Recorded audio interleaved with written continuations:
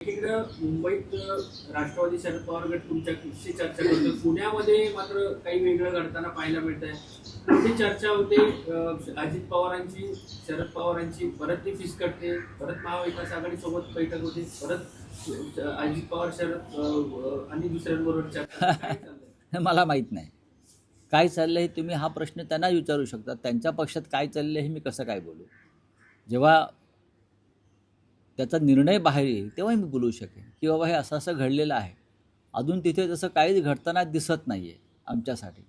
शिवसेना आणि मनसे या दोन पक्षात चर्चा झालेली आहे आणि आता आज उद्याकडे आम्ही त्या संदर्भात निर्णय जाहीर करू. काँग्रेस सोबत येते तुमच्या पुण्यात काँग्रेस सोबत येते असं दिसतं तुमच्या. हो, आमचा तसा प्रयत्न सुरू आहे आणि त्यांचाही प्रयत्न सुरू आहे. परंतु काँग्रेसला मनसे तिथं पुण्यात चालते परंतु मुंबईत चालत नाही, अशा प्रकारचा एक प्रश्न उपस्थित होतो. नाही, मुंबई ही वेगळी संस्थान आहे प्रत्येकाचं. मुंबई हे एक वेगळं संस्थान आहे प्रत्येकासाठी. त्याच्यामुळे ते आपापल्या पद्धतीने निर्णय घेत असतात. पण आमच्यासाठी मुंबई महाराष्ट्राची राजधानी आहे आणि त्याच्यावर मराठी माणसाचा अधिकार राहिला पाहिजे ही आमची भूमिका आहे.